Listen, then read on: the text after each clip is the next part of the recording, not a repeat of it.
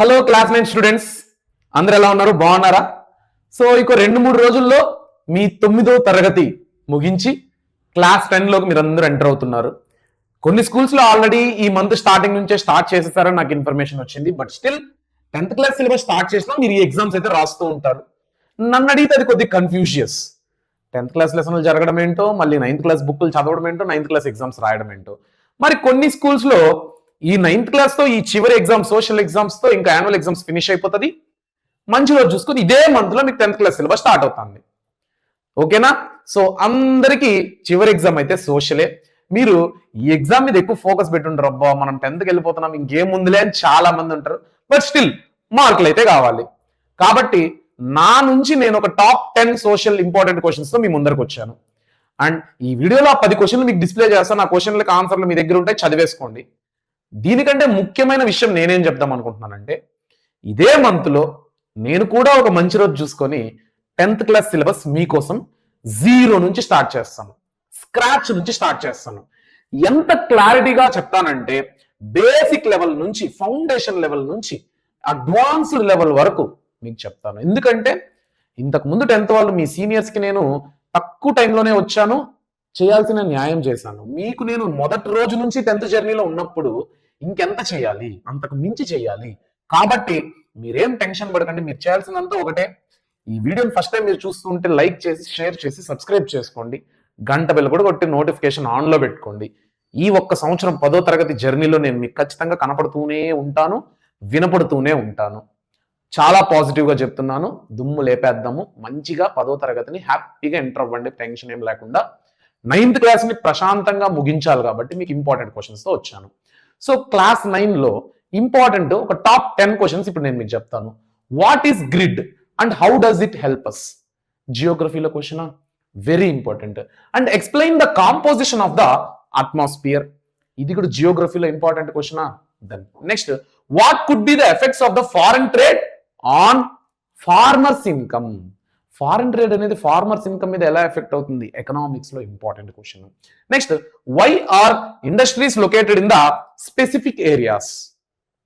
ఎందుకు కొన్ని specific areas లో ఇండస్ట్రీస్ ఉంటాయి? ల్యాండ్, లేబర్, ఎంటర్ప్రెన్యూర్షిప్, క్యాపిటల్ ఇవన్నీ ఉంటాయా? మీకు ఆన్సర్ తెలుసు. ప్రశాంతంగా ఒక స్ట్రక్చర్డ్ వేలో రాయండి, రాకపోయినా ఇబ్బంది లేదు. ఈ ఒక్క ఎగ్జామ్ నీ బ్రెయిన్ వాడు. తర్వాత నువ్వు రాబోయే ఫ్యూచర్ లో క్లాస్ 10 ఎగ్జామ్స్, చిన్న ఎగ్జామ్ నుంచి పెద్ద ఎగ్జామ్ వరకు నా బ్రెయిన్ మీకు ఇస్తా. ఎలా రాయాలో నేను మీకు నేర్పిస్తా. ఓకేనా? Why does the government need a budget? Why does the budget talk of taxes? Very important economics question. తర్వాత టాప్ 5 క్వశ్చన్స్ అయిపోయినాయి. Next another top 5 questions. How did printing of the Bible influence the ideas about God and church?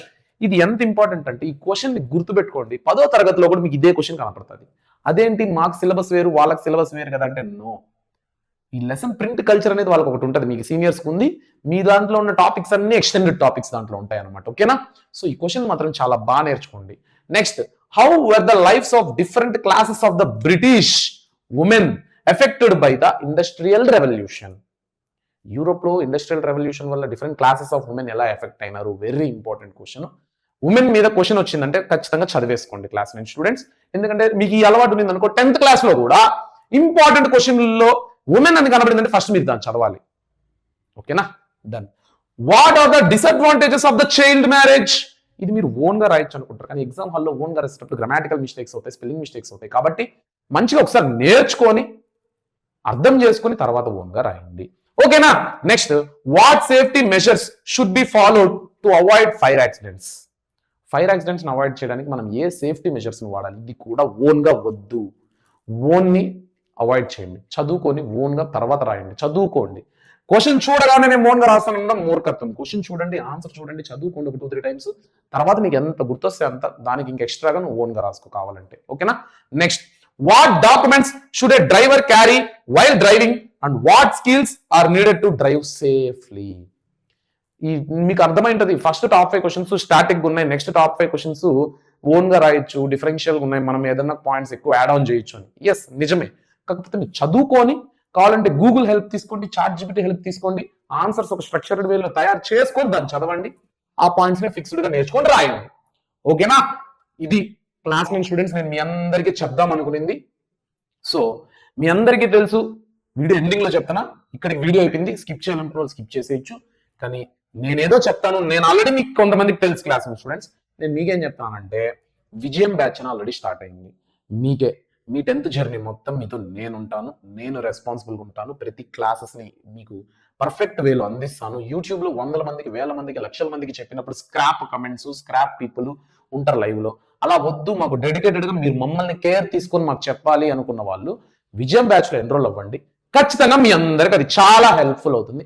నా మాటగా చెప్తాను, ఒకసారి check చేయండి, pricing check చేయండి, దాంట్లో మేము ఏమేమి ప్రొవైడ్ చేస్తామో చెక్ చేయండి. నేను ఆల్రెడీ వీడియో చేశాను, ఆ వీడియో చూడండి, తర్వాతే డిసైడ్ అవ్వండి. ఓకేనా? All the best. కొత్త జీవితం మొదలవబోతోంది, కొత్త క్లాసు, మొత్తం కొత్త సిలబస్, ఎవ్రీథింగ్ దున్నేద్దాం. బాయ్.